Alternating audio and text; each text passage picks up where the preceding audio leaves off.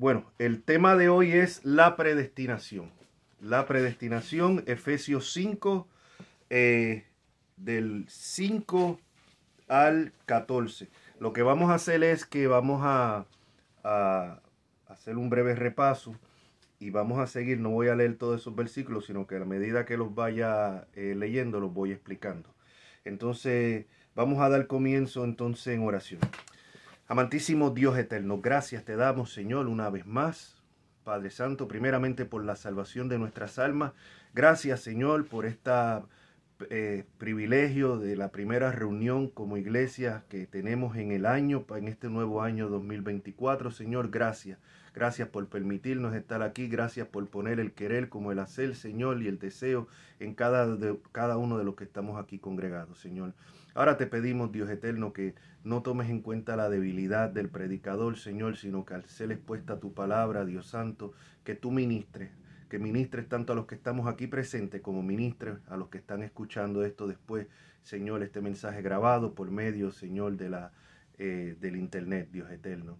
Ministra, Señor, tu semilla va a ser regada, Dios eterno, para que tu Espíritu Santo dé el crecimiento. En Cristo Jesús te lo pedimos. Amén. Amén.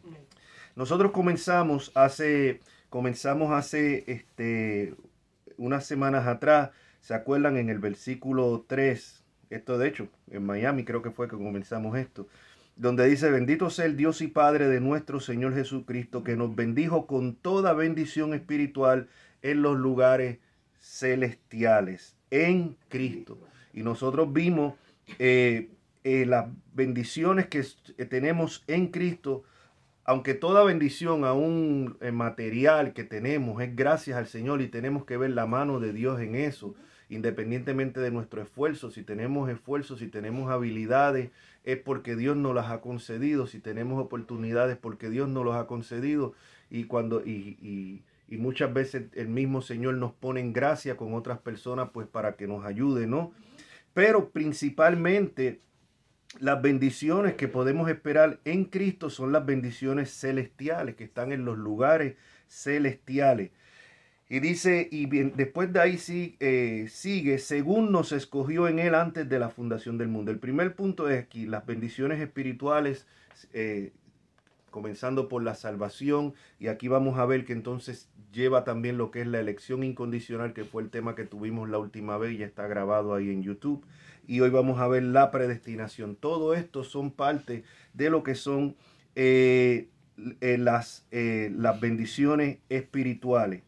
Lamentablemente, como expliqué cuando traje este mensaje, muchas veces nosotros a veces no las apreciamos porque estamos tan incrustados, tan apegados a las cosas materiales, que apenas somos agradecidos o nos fijamos en las espirituales, ¿no? Y siempre pongo el ejemplo mismo mío, o sea, yo no tengo los lentes puestos porque no los necesito porque tengo la Biblia aquí cerca y tengo las notas cerca. Yo puedo ver de cerca, yo no necesito. El problema mío es la miopía, que es que yo no puedo ver ya a distancia. Ya, por ejemplo, ustedes los veo y los distingo, pero los veo ya un poco borrosos. Lo que es a María Eugenia y a mi mamá, ya los veo un poco la cara borrosa, ¿entiendes?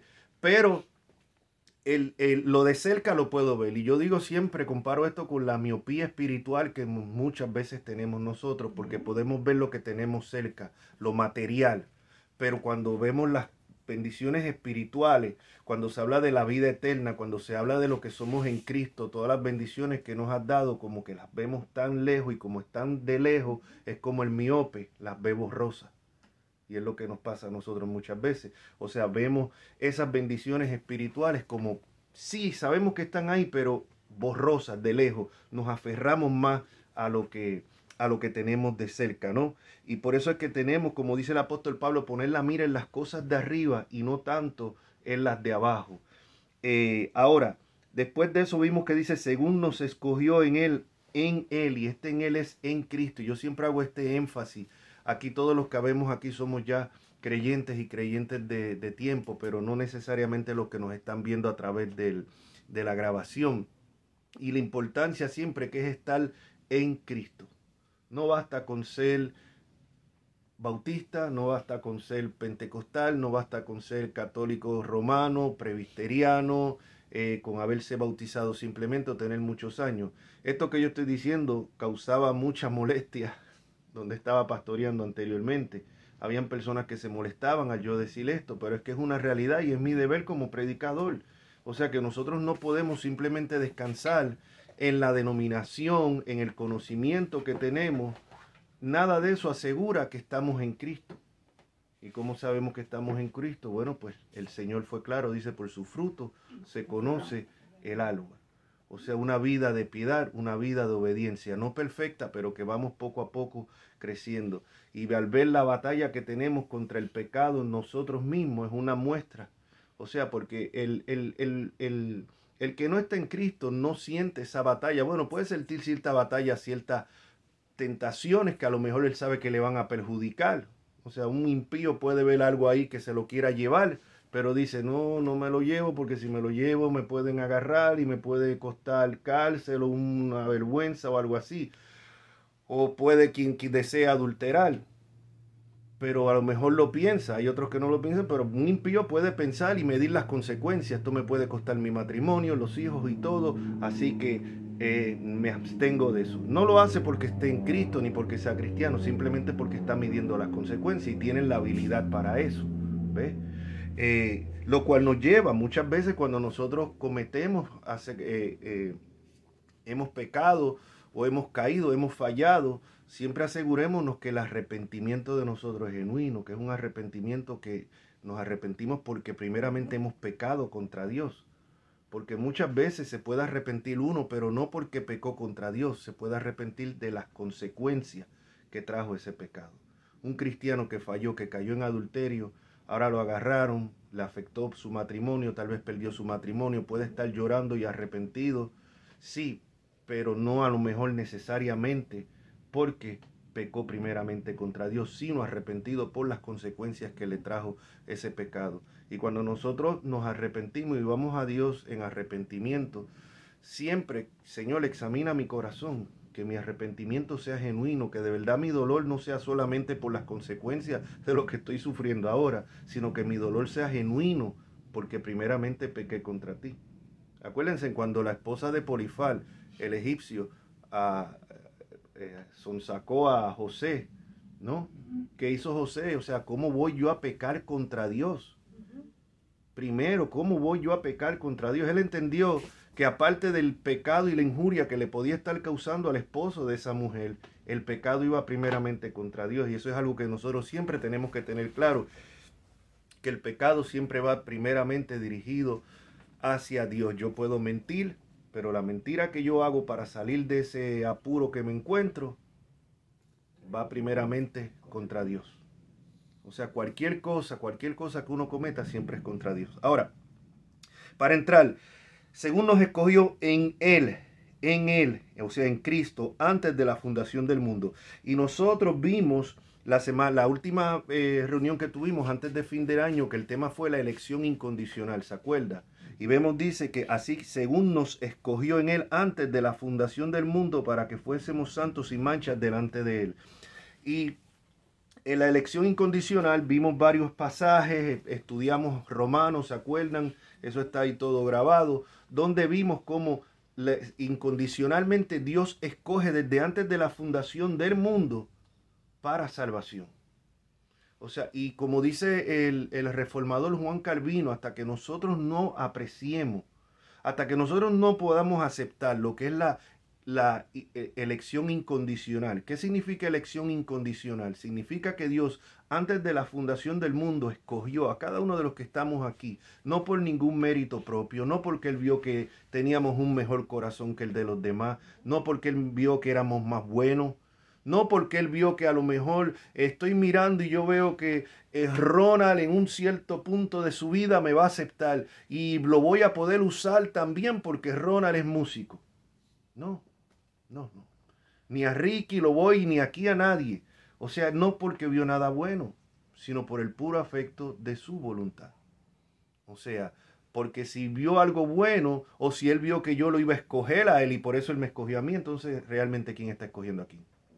Yo estoy escogiendo a Dios, Dios vio que yo lo iba a escoger, entonces Él me escoge a mí. O sea, eso no es la elección bíblica. También vimos que muchos hermanos, en su ignorancia, pero no pongo en duda su buena intención, a veces cuando una persona se convierte en la iglesia, alguien recibe a Cristo, dicen, bueno, hay fiesta en el cielo porque el nombre de fulano ha sido inscrito en el libro de la vida. Pero vimos ya en el mensaje anterior que los nombres están inscritos desde antes de la fundación del mundo. El nombre de Ronald, el nombre de Zapata, el nombre de Noemí, María Eugenia, madre, Manuel, el mío, estaban todos inscritos desde antes de la fundación del mundo. ¿Significa eso que nacimos salvos? No, nacimos en pecado, nacimos hijos de ira igual que los demás. Pero nacimos escogidos y nacimos ovejas. No nacimos cabritos, nacimos ovejas. ¿Se acuerdan que en una ocasión Jesucristo dijo, mis ovejas oyen mi voz, mis ovejas, y me siguen? Y a algunos de los fariseos, de los religiosos que no le seguían, Él dijo, ustedes no me siguen porque ustedes no son de mis ovejas. O sea, nota que el creyente, el escogido nace perdido, pero es oveja. No nace salvo. Y para ser salvo tiene que venir en arrepentimiento y fe. Pero la doctrina de la elección está claramente en la Biblia. El problema es que el orgullo humano, muchas veces, esto debería ser una doctrina que causar agradecimiento. Como dijo Calvino, no podemos apreciar verdaderamente la gracia de Dios. No podemos conocer a Dios verdaderamente si no nos conocemos a nosotros mismos primeramente. Nos conocemos a nosotros mismos primeramente cuando vemos el pecado, la maldad que hay en nosotros. Cuando vemos eso y vemos que es imposible que yo de mi propia cuenta, de mi propio buen corazón, pueda buscar de Él, entonces que yo puedo conocer a Dios al conocer su misericordia que Él ha tenido conmigo. Pero mientras yo crea que yo no soy tan malo, mientras yo crea que yo fui quien elegí seguir a Cristo, que Él no me escogió, porque eso sería injusto, que Él escoja a uno y a otros no, como dicen muchos cristianos que rechazan esta doctrina de la elección porque dicen que no es justo. No es justo que Dios escoja a uno y a otro. Primeramente, no bien brevemente porque yo lo he explicado. Pero ¿qué es ser justo o injusto? O sea, injusticia sería que un grupo de personas, que la mitad de los que están aquí en este lado, que todos aquí hayan trabajado para mí un día y que yo a la mitad de este lado decida pagarle y a la mitad del otro lado decida no pagarle. Ahí yo estoy cometiendo una injusticia porque todos son merecedores de un salario puesto que se lo ganaron. Y yo injustamente le estoy pagando a uno y a otros no. Pero si aquí nadie trabaja para mí, nadie, se quedaron todos en su casa y yo decido coger a la mitad de este lado y darle el pago de un día de trabajo, una semana de trabajo, y al otro no. ¿Estoy cometiendo injusticia? No. Estoy mostrando gracia, que significa favor inmerecido, con el grupo de este lado, porque ellos no se merecían que yo les pagara nada, y estoy siendo justo con este grupo, porque ustedes no se merecían nada. O sea, yo no tenía por qué pagarle a ustedes si no lo he trabajado, así que estoy siendo justo. Estoy teniendo gracia con algunos y estoy aplicando justicia a los otros. Así es la salvación. ¿Lo entendemos todito? Es simple. Es simple. O sea, no es difícil de entender. Es difícil de aceptar. Y es difícil de aceptar. ¿Por qué? Porque nosotros queremos imponerle a Dios nuestra justicia humana. Pero hay otros pasajes, porque no quiero detenerme, esto fue el mensaje de la semana, hace un par de semanas atrás. Pero sí quiero, aparte de Romanos 9, que lo vimos, quiero ir a Hechos capítulo 14, versículo 48. Hechos capítulo 14, versículo 48, donde dicen, los gentiles oyendo esto, o sea, oyendo la palabra que estaba predicando Pablo, estaba predicando aquí a gentiles. Dice, los gentiles oyendo esto se regocijaban y glorificaban, perdón, no era Pablo, esto... los gentiles oyendo esto se regocijaban y glorificaban la palabra del Señor, y creyeron todos los que estaban ordenados para vida eterna. Mire qué claro es la palabra de Dios.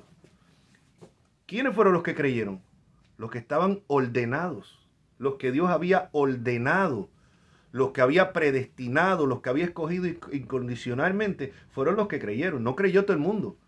Entonces, ¿qué nos lleva esto a concluir? Que los que creyeron, como dice aquí, no es la interpretación mía, no es la interpretación de Calvino ni de ningún reformado, los que creyeron aquí lo hicieron porque estaban ordenados, o sea, el camino de ellos ya estaba trazado por Dios para vida eterna. ¿Cuál es la cita bíblica? La cita es Hechos 14:48. Esa no es. Esa no es. Vamos entonces, vamos a buscar esa cita porque la tuve que... ¿O será 14? ¿Será 4? Vamos para allá. Vamos para allá.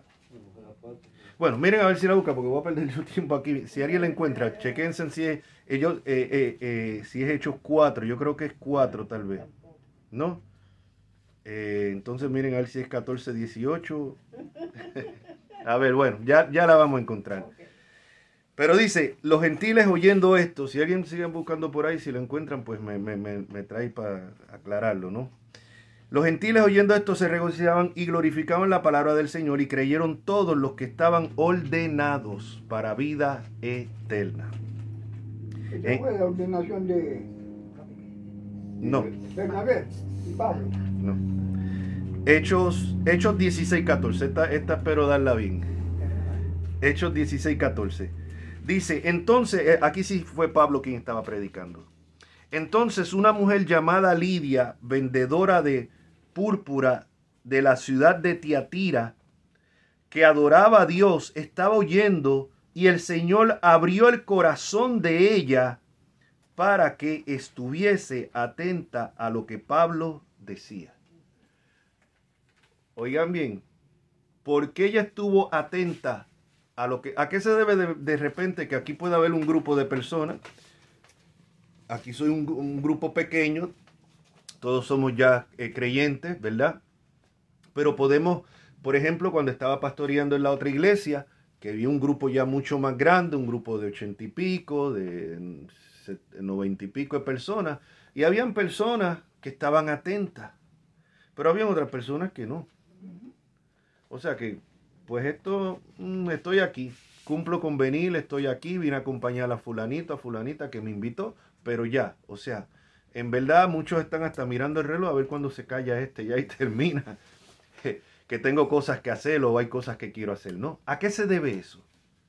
Pues mira, la escritura te lo dice, y oyendo el Señor abrió el corazón de ella para que estuviese atenta a lo que Pablo decía. Eso es lo que vemos ahí. No es que de tu propio corazón tú decides, ay, me interesa, quiero. La Biblia dice, no hay quien busque a Dios. Sino que cuando el Señor obra en el corazón, ese corazón atiende a la palabra de Dios. Porque la fe viene por el oír y el oír por la palabra de Dios. Entonces, los escogidos para que sean salvos tienen que escuchar o leer la palabra de Dios. Y ese es el trabajo de nosotros. Esto no es decir, bueno, entonces el que está escogido se va a salvar, el que está predestinado se va a salvar. ¿Para qué predicar? ¿Para qué evangelizar? No, porque el Dios que escoge, como expliqué anteriormente, el Dios que escoge el fin, escoge el medio para llegar a ese fin.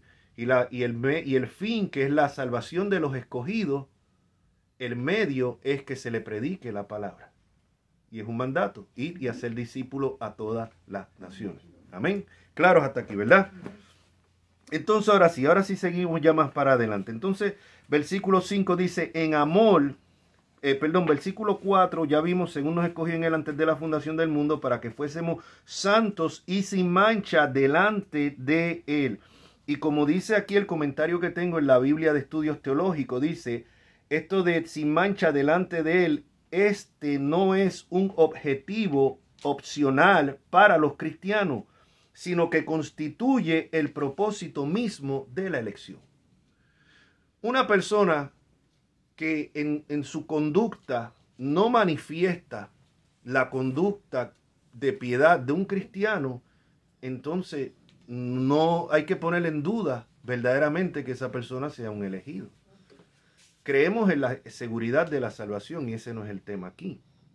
Pero a la misma vez como yo creo en la seguridad de la salvación, que un verdadero creyente no se puede perder, yo no puedo decirle aquí a todo el mundo que usted tiene que aferrarse a esa seguridad, porque si una persona en su diario vivir, en su conducta, no manifiesta el fruto del Espíritu, ni una conducta cristiana, si es un mentiroso igual que los demás, si es un murmurador igual que los demás, si es un tramposo igual que los demás, si hace trampa en su trabajo igual que los demás, si es un mal hablado igual que los demás, a esa persona yo no le puedo decir, usted tranquilo, esté seguro en su salvación. No, usted cuestione. De hecho, una de las acusaciones que me hicieron a mí ahora, de aquí, de donde salí recientemente, era que por culpa de la prédica mía, había una persona que estaba dudando de su salvación. Bueno, caramba, si la prédica que yo estoy trayendo lo pone a dudar de su salvación, arrepiéntase, escudriñese a sí mismo. Pero claro, esto es lo que estas personas no querían oír. O sea, lo que ellos quieren oír es una enseñanza, un evangelio, pero que no afecte o sea, que no se meta con mi vida. Déjame vivir como yo quiero, háblame de la elección, háblame de la seguridad de la salvación, háblame de estas cosas, pero por favor, no vayas a hablar cosas que me incomodan.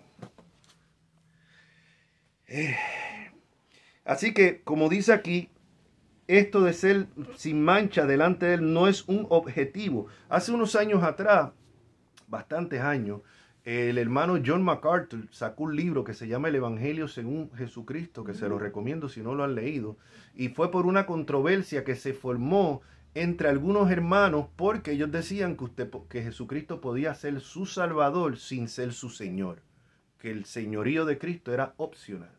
Y MacArthur correctamente y bíblicamente argumentaba que no. Si Jesucristo no es tu Señor, no es tu Salvador tampoco.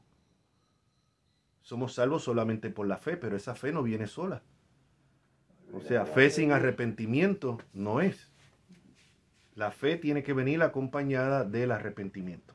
Bueno, estamos claros hasta aquí. Entonces dicen, amor habiéndonos, ¿qué entonces es lo que conlleva? ¿Por qué es que el Señor escoge a unos? ¿Por qué nos escogió para salvación?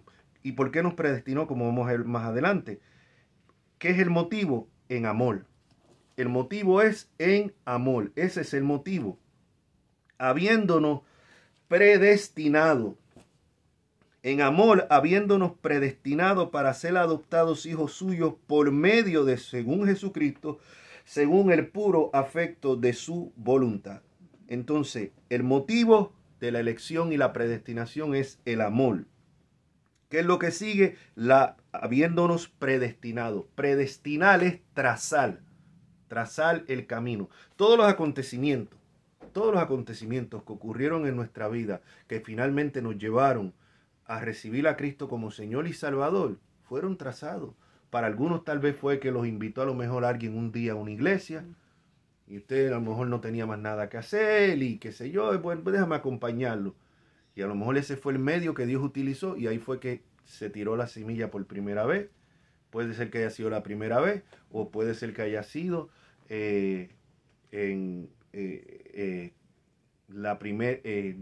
ya la vez definitiva en que usted escuchó y se convirtió. Por ejemplo, el hermano Zapata, muchos años atrás. ¿Cuál fue el medio que el Señor utilizó? No fue casualidad que me escuchó por la radio, ¿verdad? Ese fue el medio que Dios utilizó. Cuando yo decidí ir, nosotros comenzamos el radio, el programa de radio era de 5 a 6 de la mañana. Yo me acuerdo cuando yo fui a agarrar ese programa de radio, a mí me dijeron, eso nadie te va a escuchar.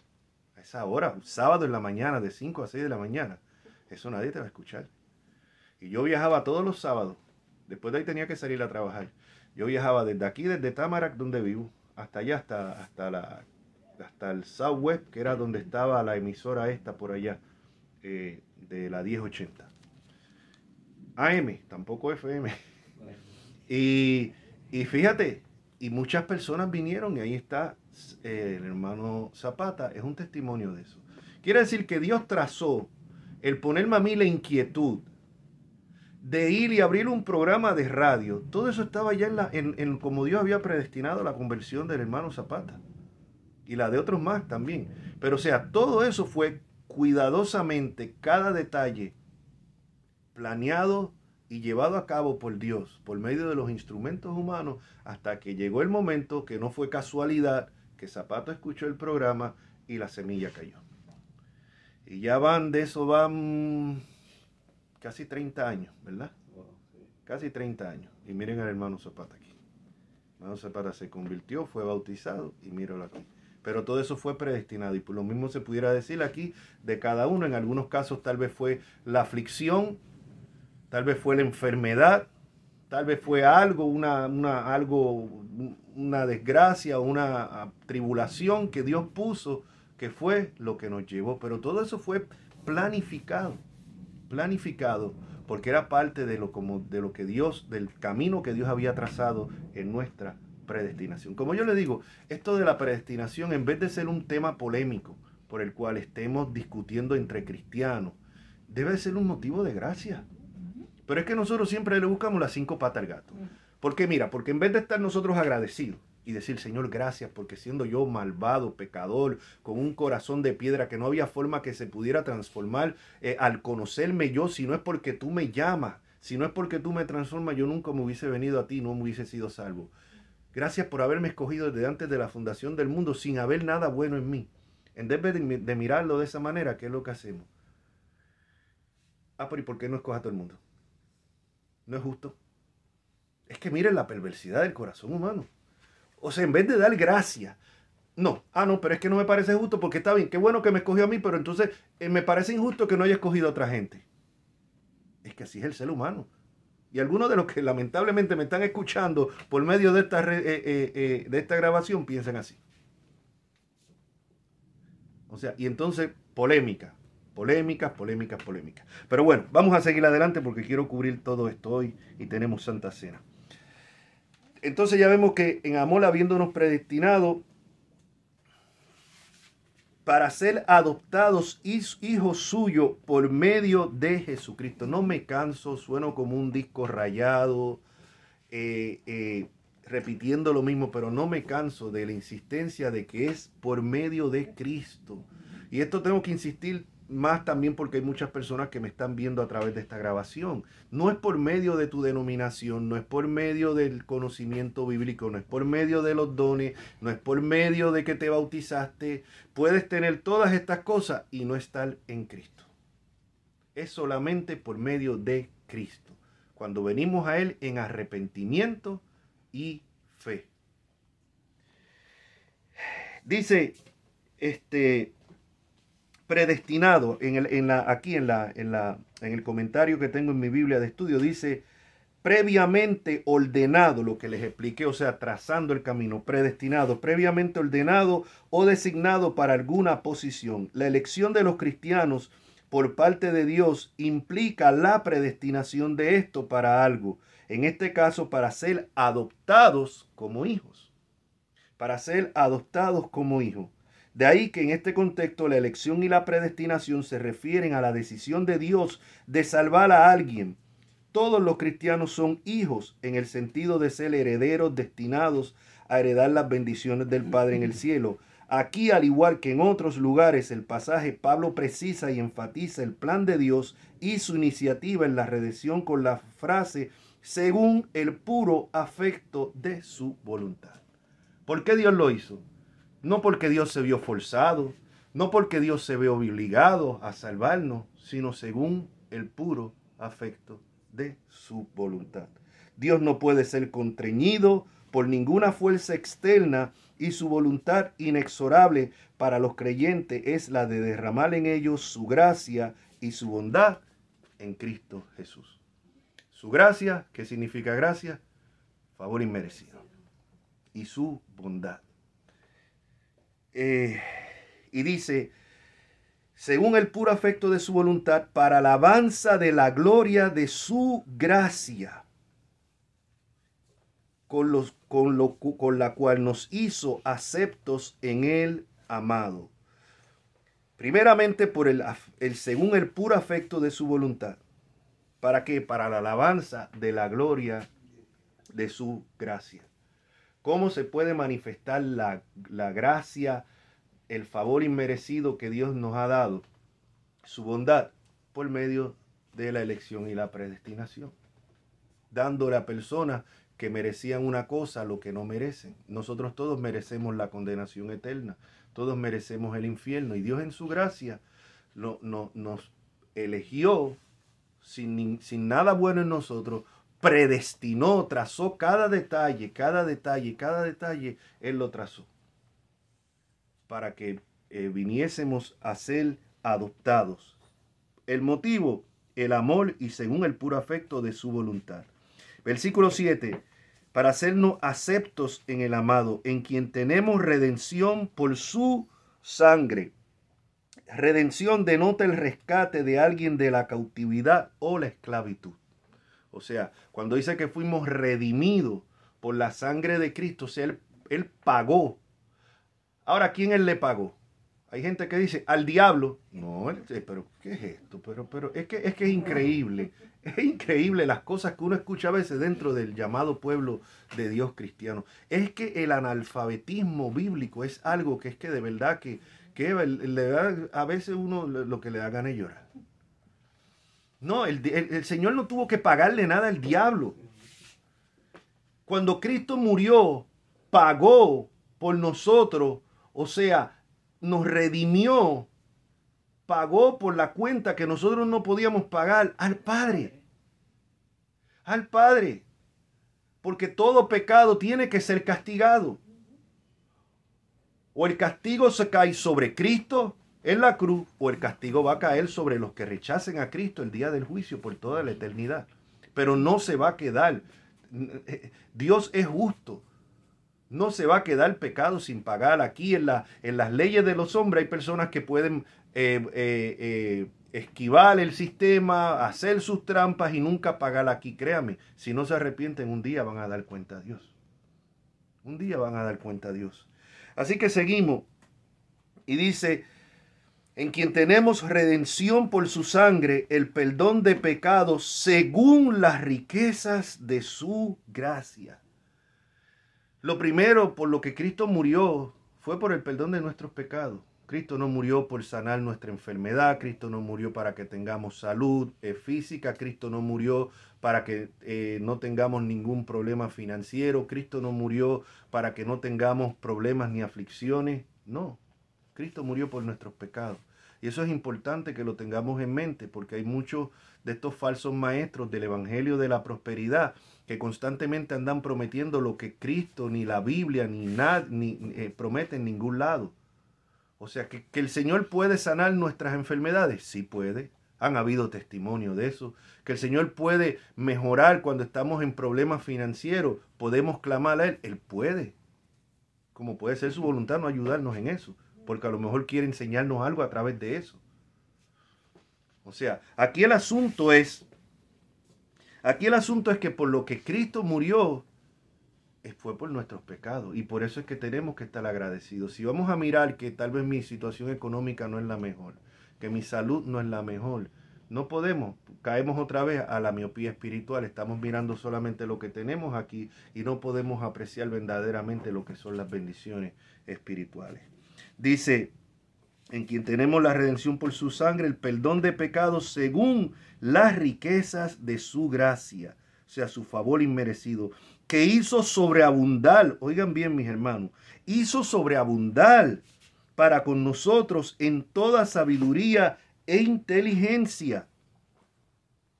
En toda sabiduría e inteligencia, dándonos a conocer el misterio de su voluntad. Dándonos a conocer el misterio de su voluntad. Misterio viene del griego musterión, se refiere a la revelación de algo que antes estaba oculto o solo se conocía en forma vaga, pero que ahora se hace plenamente conocido. El misterio de la voluntad de Dios ahora revelada en su Hijo es reunir todas las cosas en Cristo. Que en el Nuevo Testamento ahora ha sido plenamente revelado. Por eso dice, dándonos a conocer el misterio de su voluntad, según su beneplácito, el cual se había propuesto en sí mismo de reunir todas las cosas en Cristo. En la dispensación, o sea, en el tiempo de los tiempos, así las que están en los cielos como las que están en la tierra. Aquí algunos de mis hermanos, queridos hermanos dispensacionalistas, dicen, tú ves que el dispensacionalismo es bíblico, porque mira, ahí menciona la palabra dispensación. Ahí no la está mencionando en nada que ver con el sistema dispensacionalista, que tiene 7 dispensaciones, que tiene 2 pueblos de Dios, que tiene la venida de Cristo dividida en 2. Nada tiene, y no tengo el tiempo para entrar en eso ahora. En otras ocasiones lo he explicado, pero nada tiene que ver. Aquí cuando habla de la dispensación, cuando dice aquí de reunir todas las cosas en Cristo, en la dispensación del cumplimiento, o sea, de la dispensación es del cumplimiento de los tiempos, exactamente en el tiempo que Dios había escogido para que esto sucediera. Así las cosas que están en los cielos como las que están en la tierra. Reunir todas las cosas en Cristo, mi hermano. Aquí nuevamente tengo que en mis hermanos dispensacionalistas, nuevamente en esto están errados. O sea, no hay nada, no se puede ser pueblo de Dios fuera de Cristo. Esa idea que hay en muchos evangélicos hoy en día, que la nación sionista de Israel sigue siendo pueblo de Dios, aunque rechazan a Cristo, es que es una herejía. No es bíblica. Todo el Antiguo Testamento apuntaba a Cristo. La nación de Israel, el pueblo de Israel fue escogido como nación, pero no todo era pueblo de Dios ni era verdadero Israel, sino que dentro de esa nación, y es el tema que vemos en Romanos 9, aún dentro de esa nación había un remanente escogido. Vemos que los que salieron de Egipto, la mayoría murieron, solamente 2 entraron. Y cuando vemos en Hebreo dice que no pudieron entrar a causa de ¿qué? De su incredulidad. Lo mismo pasa hoy en las iglesias cristianas. No todo el mundo que está en una congregación necesariamente es pueblo de Dios o es cristiano. Ok, es parte de la congregación cristiana. Puede tener una membresía de esa congregación, pero no necesariamente tiene la membresía del cielo. Entonces es importante porque los judíos, Pablo dice que hay un remanente escogido por gracia, y de ese remanente van a seguir llegando hasta el retorno de Cristo. O sea, ¿ha desechado Dios a los judíos por completo? Pablo dice no, de ninguna manera, y él se pone como ejemplo. Si yo soy un judío de la tribu de Benjamín, y mírenme aquí como parte de la iglesia. Pero fuera de la iglesia no hay pueblo de Dios, y la iglesia está compuesto de judíos, del remanente de judíos escogido por gracia, es lo que enseña Romanos 9, 10 y 11, y de los escogidos entre los gentiles para formar en Cristo, porque como dice aquí, para reunir todas las cosas en Cristo. No hay un plan para la iglesia y otro plan para Israel, como insisten algunos hermanos. No lo es. Yo sé que yo mismo en el pasado lo enseñé. Lo enseñé porque yo nunca lo cuestioné, porque nunca lo investigué.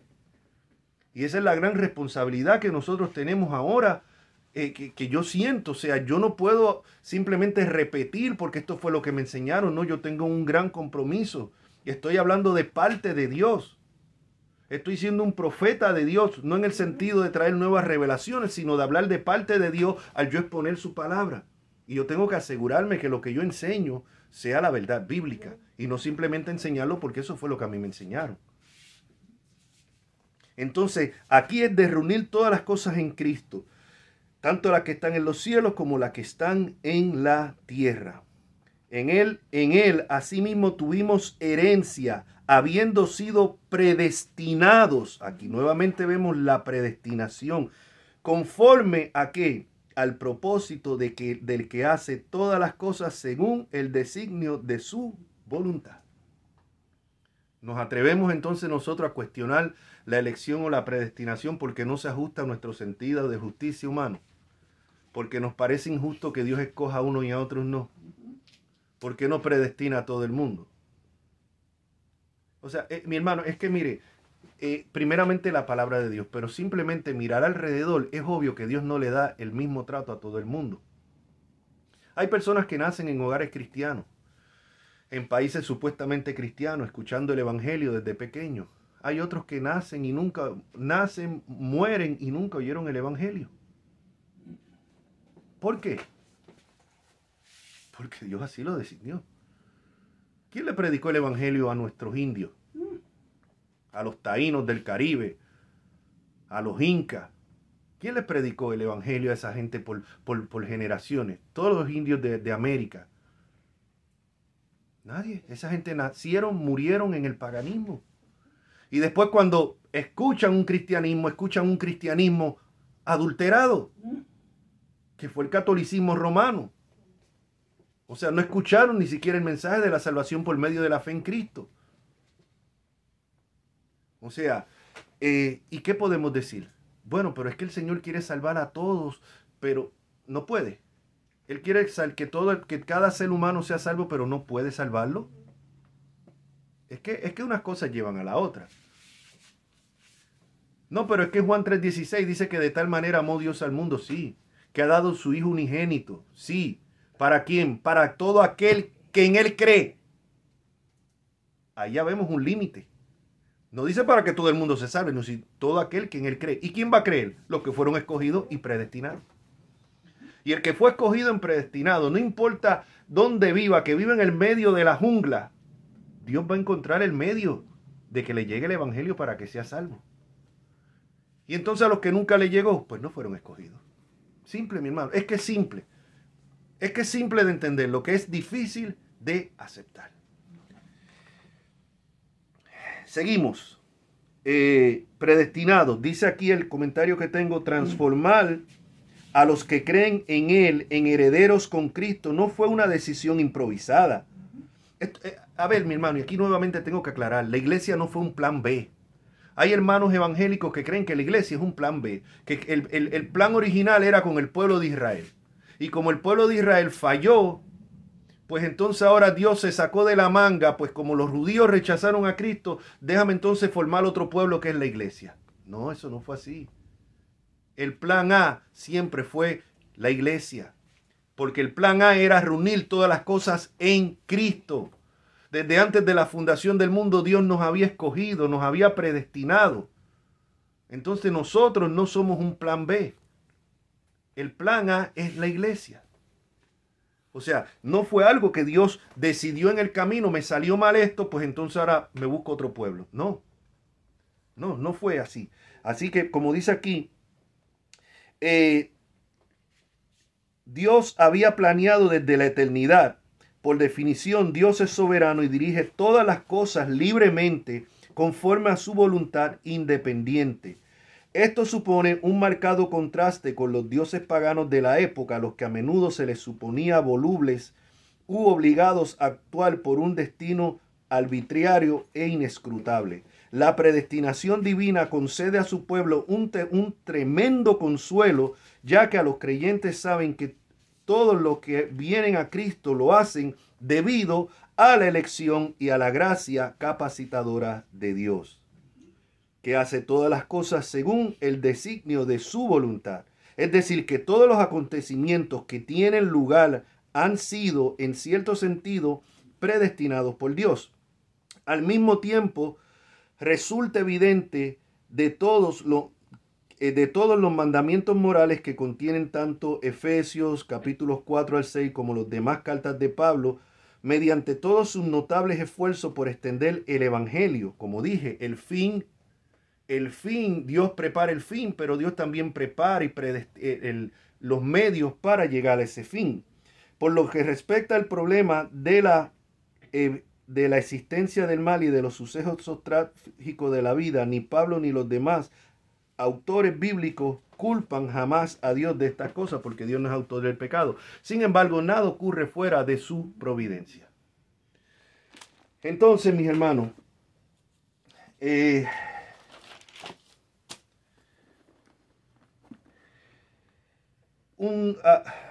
algo bien importante. Se me pasó la página aquí. Algo bien importante, mi hermano. Ya hemos visto que Dios es soberano, habiendo sido predestinado a fin de que seamos para alabanza de su gloria, nosotros los que primeramente esperábamos en Cristo. Ya hemos visto Dios es soberano en todo. Ahora yo quiero dejar algo bien claro y brevemente quiero buscar aquí un par de versículos. Brevemente, la soberanía de Dios no anula la responsabilidad humana. La soberanía de Dios no anula la responsabilidad humana. Vengan conmigo rapidito a Éxodo 10.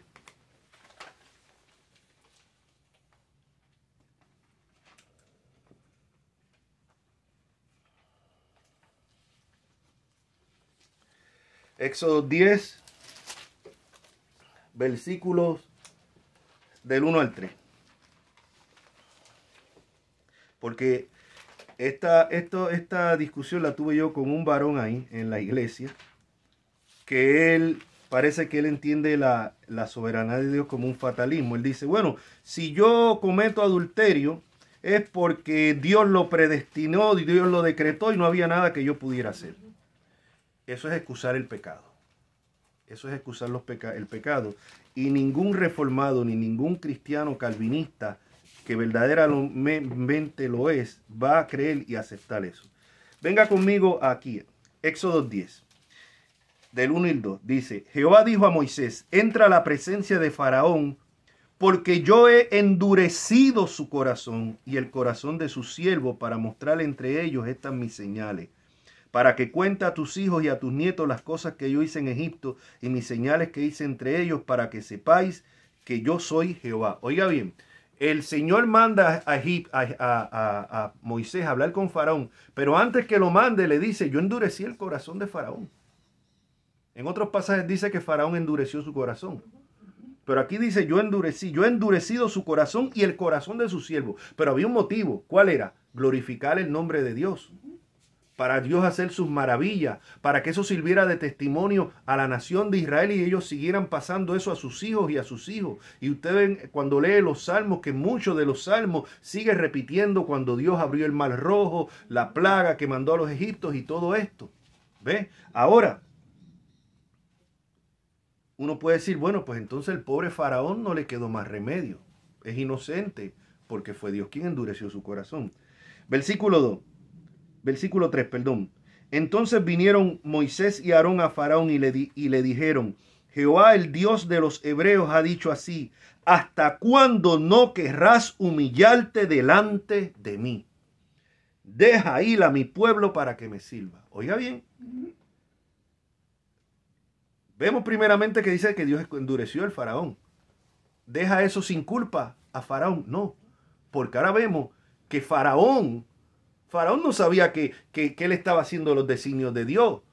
Faraón en su orgullo no quería humillarse. Y por eso ahora cuando va Moisés le dice, ¿hasta cuándo no querrás humillarte delante de mí?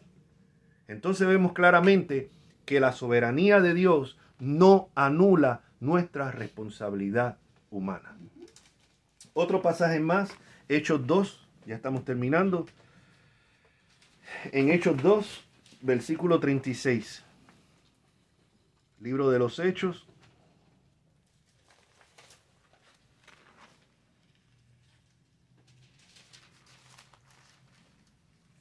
Versículo 36. Dice el apóstol Pedro, dice, sepa pues ciertísimamente toda la casa de Israel, que a este Jesús, a quien vosotros crucificasteis, Dios le ha hecho Señor y Cristo. Al oír esto se compungieron de corazón y dijeron a los otros apóstoles, varones hermanos, ¿qué haremos? Pedro les dijo, arrepentíos y bautícese cada uno de vosotros en el nombre de Jesucristo para perdón de los pecados. Pero, versículo 22, vea que Pedro los manda a arrepentirse, pero mira el versículo 22, ahí mismito, el capítulo 2. Dice el apóstol Pedro, varones israelitas, oíd estas palabras. Jesús Nazareno, varón aprobado por Dios entre vosotros con las maravillas, prodigios y señales que Dios hizo entre vosotros, por medio de él, como vosotros mismos sabéis. A este, miren esto, a este, o sea, Jesús, entregado por el determinado consejo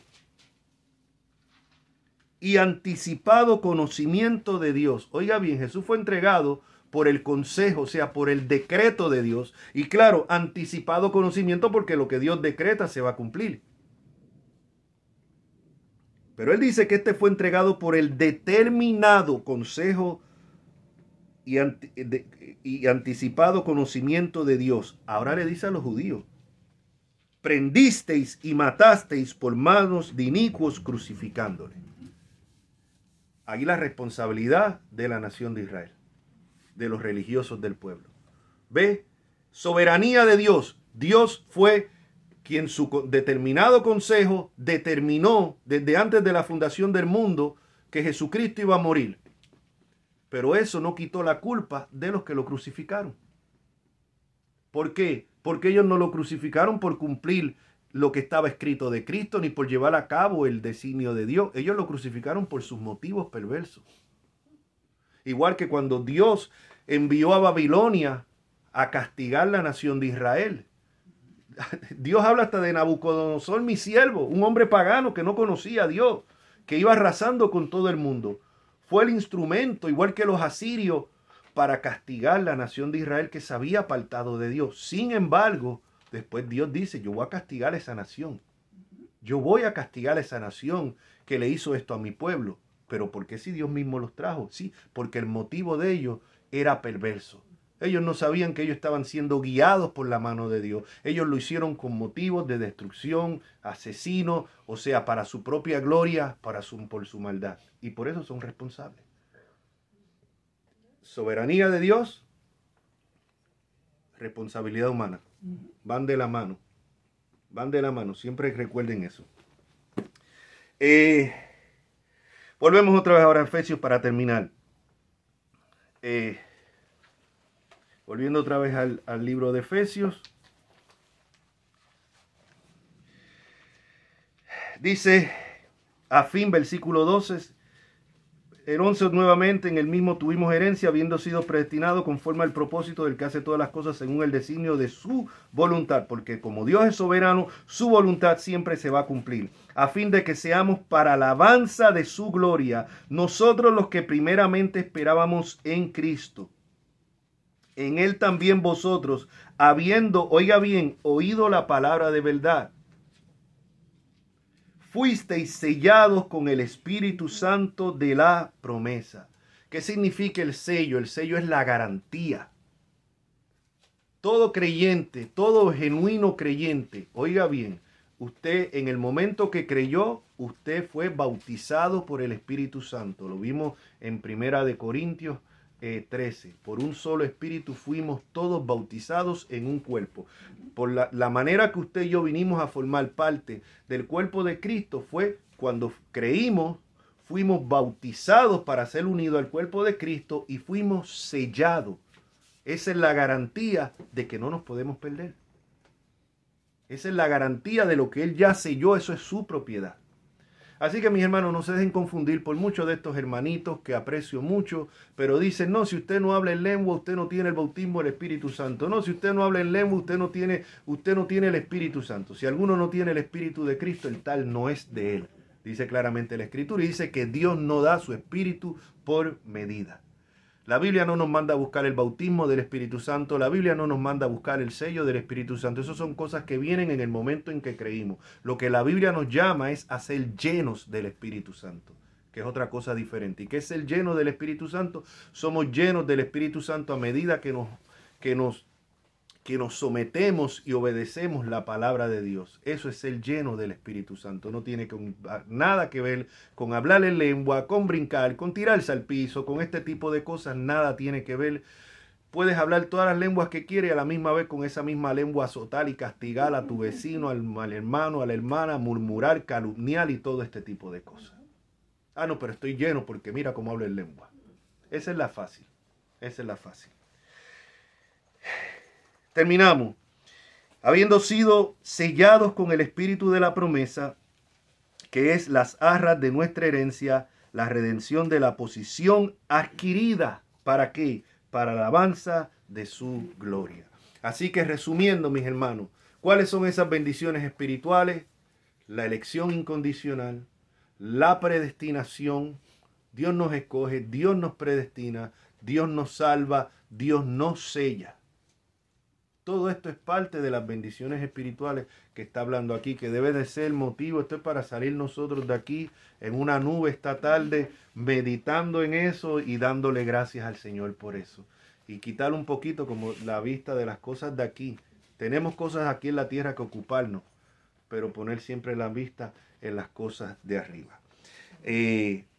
Para cerrar, y esta parte ya va más bien a los que me escuchan por el mensaje grabado. Tal vez alguien estará pensando, bueno, pero ¿cómo sé yo si soy predestinado, si soy elegido? No sé. Y si voy a Cristo y no me acepta. No, la Biblia dice, el que viene a mí, Jesús dice, yo no le echo fuera. Así que aquí no se trata de averiguar si eres predestinado, si estás o no. Simplemente ven a Cristo, ven a Cristo.